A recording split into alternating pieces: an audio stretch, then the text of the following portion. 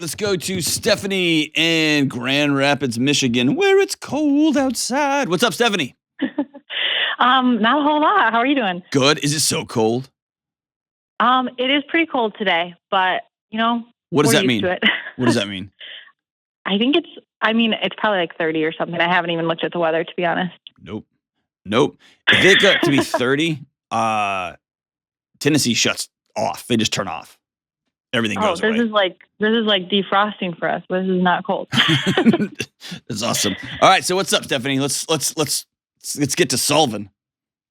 Yeah. So I wanted to see if you could help me with setting some boundaries for my alcoholic mom. Okay. I already have a pretty broken relationship with her, but I really only see her around holidays. So we are kind of coming off of the holidays. And even with those kind of like not seeing her so much, it still kind of affects me if she's not sober or things like that. And I just wanted your perspective on what to do.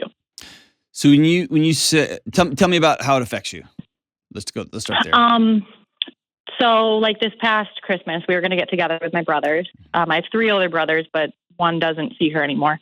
And she is in a state of mind. I don't know if it's alcohol or other drugs that like she cannot come.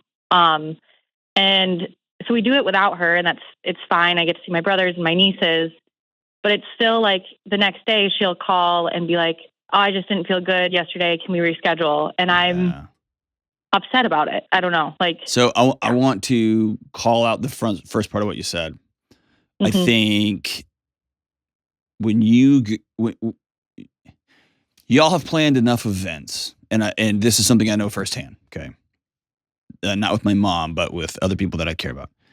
Mm-hmm. You plan something firsthand. Mm-hmm. And you make the plans. Everybody's in. There's probably some text messages flying back and forth with some extra exclamation points or some funny memes. And you do it every year. And this is what kids of addicts, this is who people who love addicts, or people who struggle with addiction. This is people who are in relationship with people who struggle with addiction. You allow yourself to believe this is the year. And you get your hopes up a little bit. Then the same thing happens. And then you said the magic word, it's fine. We all get together and it's fine. And let me hear you say, it's not. It's not. Mom should be there. She's not. And so then there's this air of disappointment, and you've probably over the years gotten really good at taking disappointment and burying it in the backyard. And when you do that, it grows and it grows and it grows. And it kind of pulls the whole house down, right? It just sinks everything. And then you feel crazy, and then you get pissed at her. For me, it all starts and ends with expectations. Yeah. And I think at this point, I'm to the spot where I kind of expect her to not be able to come. I know, but you kind of hope she does, right? Yeah. Do you have little ones? Do you have kids? No, and that's part of the thing. My husband and I are starting to that's going to be the next phase of our life. And so it's like, that would change things too. And so so I'm kind of to the spot, do I stop trying to plan things with her? Because that feels really harsh. It's not. But I have one brother who's done that. Yeah. And then I have another brother who thinks that's wrong. And yeah. So I think you need a pretty robust season of letter writing to her with letters you're never going to give her. Okay. Here's what I'm really mad about. And maybe for the first time, being honest with yourself and going down that rabbit hole, I'm really angry. And that anger may be back to when you were a kid. And also, I'm really, really sad. I miss you. I want my mom to come to Christmas and buy me a present and be proud of me. And that's not madness. That's not crazy. That's not entitlement, whatever. That's just that's human nature. I want my mom to give me a Christmas present. And she won't even come because she's too stoned or too high or too embarrassed or too shameful or whatever she's feeling. I think it's important to sit in some of that. And you might need to get a counselor with that. You might need to write those and read them to your husband and say, you can't look at me and I don't want to hit you, whatever rules you need to come up with. But or to get a group of women or go to a group, whatever it is. But I think you need to begin to grieve it, because on the other side of grief is reality. Mm-hmm. right? This is the way this is. I have managed this kind of thing in my life with I plan things full on, and the plans I make are complete, and anyone is always welcome to be an addition to those plans. So I set extra seats at my table, and this is metaphorical and literal. I set extra seats at my table because somebody coming extra that I didn't plan for is a bonus. It's a gift. Mm-hmm. It's not I don't build something on everyone's got to be here or the whole thing falls over. Right. And that it's some level it's protection, but some level it's just me dealing with reality. And I think both of your brothers are handling it on two opposite sides of the spectrum, and both of them are not dealing with reality. One of them is scorched earth. Dude, that's your mom. Right? Mm-hmm. And the other brother is like, it's all good, dude. It's all good. It's like, no, she is a person who is struggling to the point that she's hurting people that she reports to care about. And then you're there in the middle, right? Let me give you this. You are not a bad daughter for keeping yourself and your marriage safe. You're not a bad daughter for thinking, if I have a baby right now, I don't want my mom around this baby. And at the same time, I have to have my mom with me when I have a baby. Yeah. Both of those things. Yeah. It's definitely tough because it is we only see her so often, and it's a repeated. Most people in your situation spend a ton of energy propping up a fantasy that at one point this whole thing's going to turn around. It's going to be all good. And if I could just say the right thing or plan the right thing or get the right food or get the right meal or get the right gift, then it will all be okay. And this isn't on you. Yeah. And I'm not quite in that spot where I feel like I'm trying to get it all perfect so that we can be together and like pretend that we're a family. Because even when she's there, it doesn't feel like we're a family. Like it's obviously broken. We all know it's broken. We're not pretending there's an elephant in the room. It's just, I don't even enjoy that.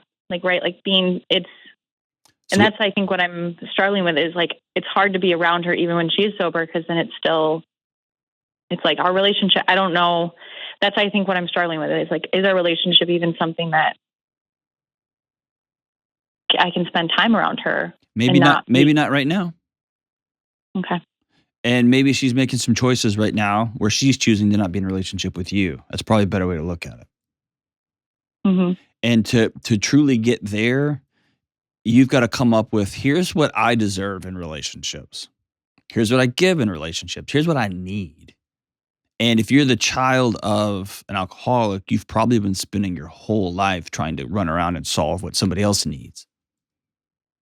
And you tend to bury your needs because there's no value to them, right? Who cares what my needs are? I've got it. My life is spent meeting somebody else's needs. And maybe for the first time you start to ask yourself, here's what I need.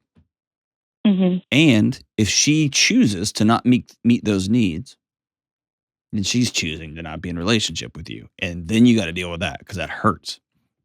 Mm-hmm. But that's the path towards owning reality. This is I got to choose reality. Yeah. And maybe some of the choices of choosing reality after like what I do now, maybe I'm going to get a couple of older women in my local community that are friends of friends, or a buddy of mine, her mom, or some people at my church, if you're a churchgoer.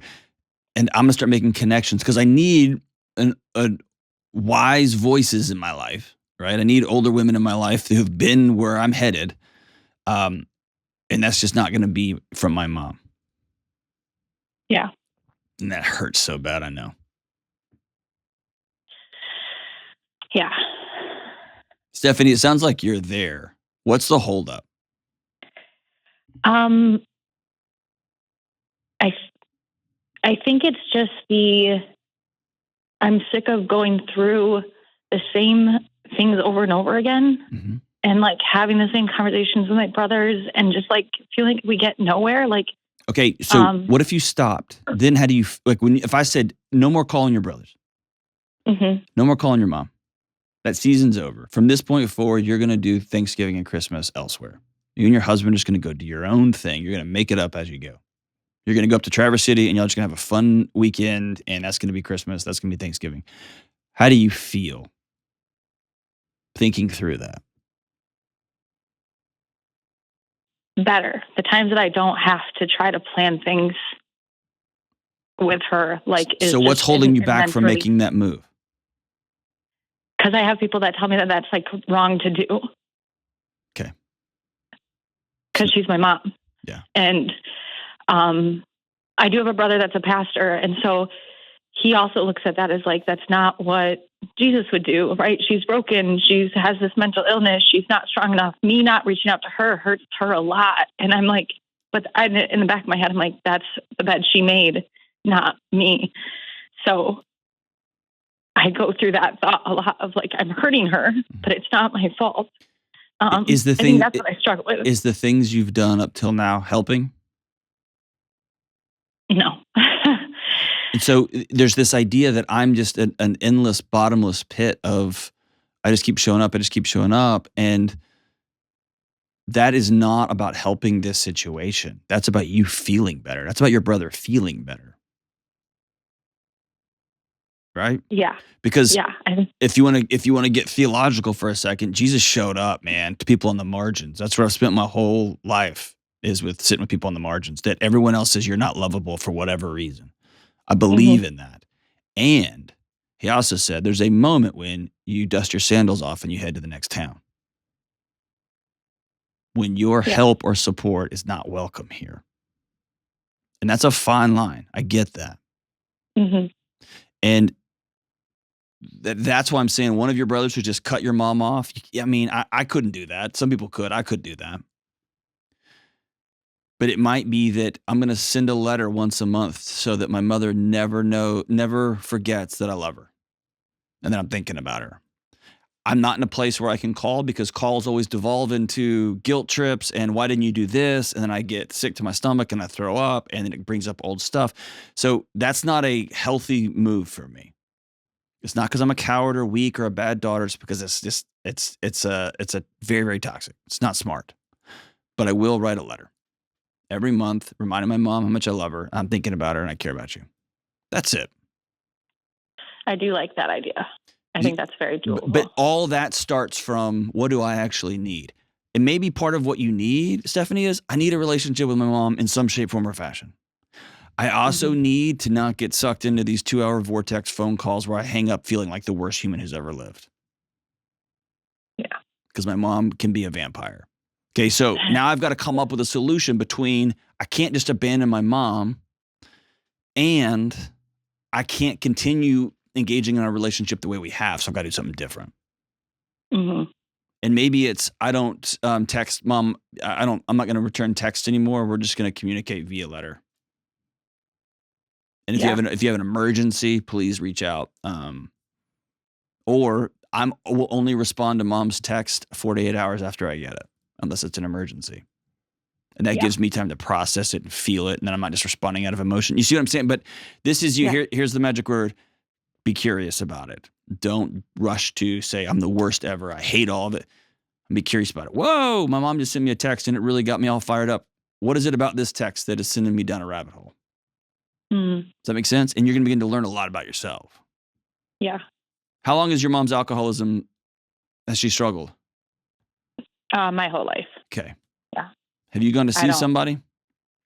I have, yeah. And my parents got divorced when I was like 9. And that's when I went to Al-Anon and got some help. And my dad's gone through a ton of therapy as well. And so it's definitely something that we've come together on, my dad's side of the family. Like, it's a big conversation. We talk it through and are healthy and cool in our own ways. But yeah, I don't have a memory of a sober mom. Okay. I mean, I lightheartedly joke that my stepmom is like my mom, but it's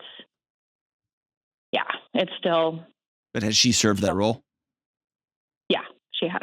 Okay. Maybe you need to grieve that too and celebrate it at the same time. Yeah, I think you're right. Because that was supposed to be your mom. And thank God somebody else stepped in to fill that gap, right? Yeah, that was a huge blessing. Yeah. Like It's a beyond both anything. and, right? That's tough. That's Yeah. tough. It's a both and. Yeah. I think you're right there. I think you're right there. Um, I just want to give you permission to put on your oxygen mask first, as you know, the old cliche is.